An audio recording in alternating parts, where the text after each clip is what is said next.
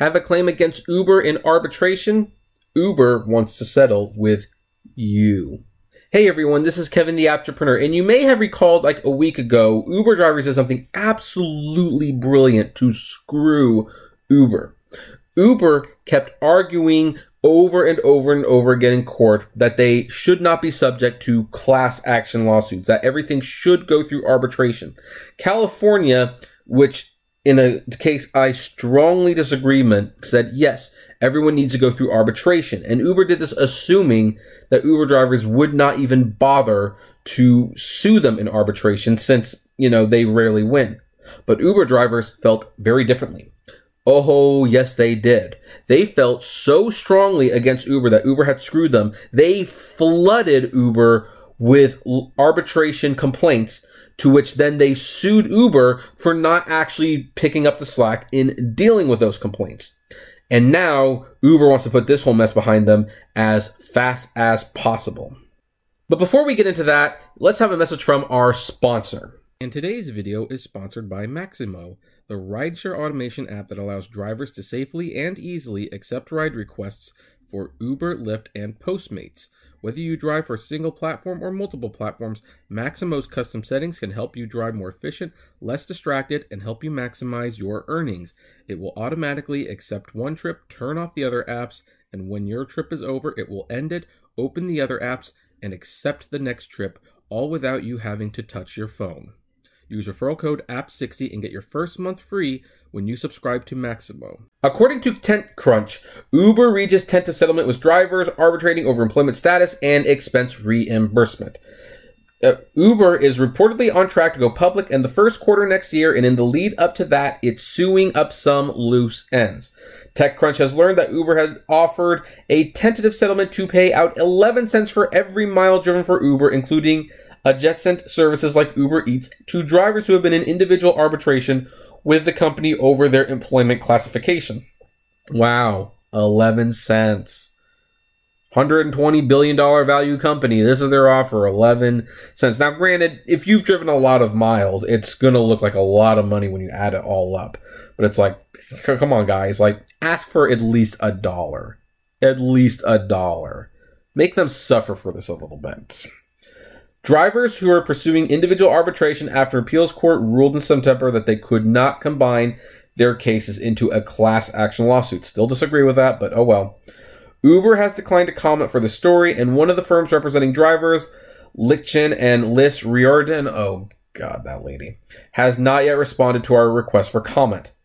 In a case that now goes back years and covers 9 states, some 160,000 drivers have been seeking to be classified as employees rather than independent contractors, partly in order to get compensated for expenses related to driving for the company, such as gasoline use and vehicle maintenance.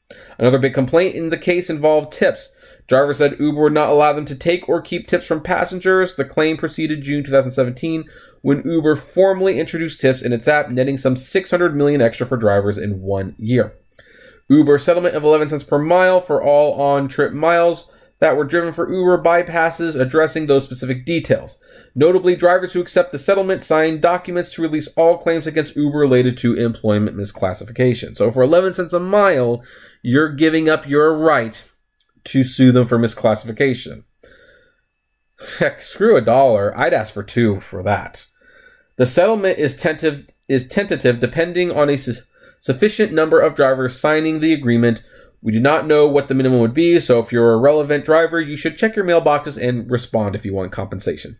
Among other factors, and it could take up to 6 months for payments to get to the drivers, conveniently after the IPO goes through. They probably don't want, drivers suing them for money that they could have gotten out of the IPO.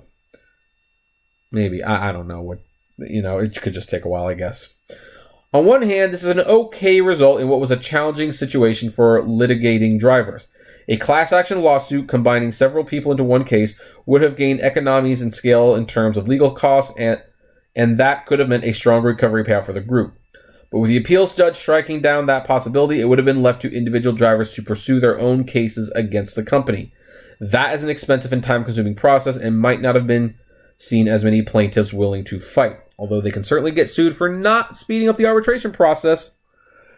It may have been unpalatable for Uber too. With the company gearing up for a public listing and all the scrutiny that comes with that, drawing a line under these cases with a settlement is a better result than multiple years-long arbitration cases. Yeah, that would definitely hurt their image trying to go public. The company went through a huge crisis last year that highlighted questionable management and bad company culture when it came to female employees, treatment of drivers, interfacing with regulators, and more. Having a loyal and growing base of drivers is essential to Uber scaling its business, and this settlement is one signal to drivers that Uber is trying to do. No, it's not. It's not. It's trying to do right by Uber. This affects Uber. If they don't want it, I kind of want it to keep going because obviously this is hurting the company. Still, it seems that the bargaining power here may have been more on Uber's side. Uber, valued at $72 billion as of its last funding and potentially as high as $120 billion in an IPO, is one of the world's biggest privately held tech firms. The 11 cents per mile it's offering as a settlement is estimated to be only 1/3 of what the driver could have recovered for just one of the claims' expense reimbursement had he or she pursued the arbitration rather than opted for the settlement. So keep that in mind before you agree to that.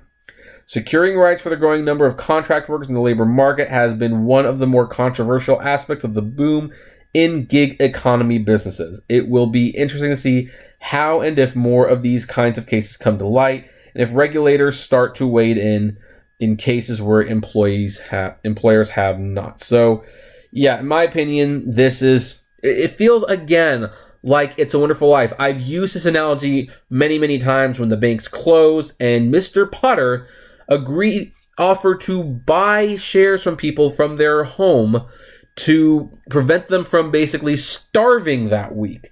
People couldn't get money from the bank, so Mr. Potter says, I will buy your shares for this much money, and people said, well, it's not the full amount, but it's better than nothing. And then Jimmy Stewart, good old George Bailey, steps up and says, no, you don't understand. Potter isn't selling, Potter is buying. He's buying you, and he's buying this town. And George Bailey, here he is, took his honeymoon money and gave people loans and kept Potter from taking complete control of the town. Sure feels like that with Uber, except Uber is Mr. Potter, and I don't know who George Bailey is at this point. I really don't, because no one can really stand up to them, it seems.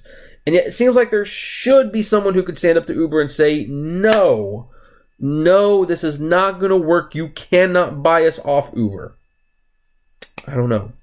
I would hope so, but we'll have to wait and see. In the meantime, what do you folks think? Are any of you going to go with this? Are you going to go with this settlement? I would love to know. So comment below, like, favorite, share, subscribe. It's Christmas Eve, so I will have a special video up for Christmas Day, and then I think I can finally take this thing off. But whatever you're doing on this fine Christmas Eve, thank you for spending a few of those minutes with me. Merry Christmas, and flame responsibly. Have a good one.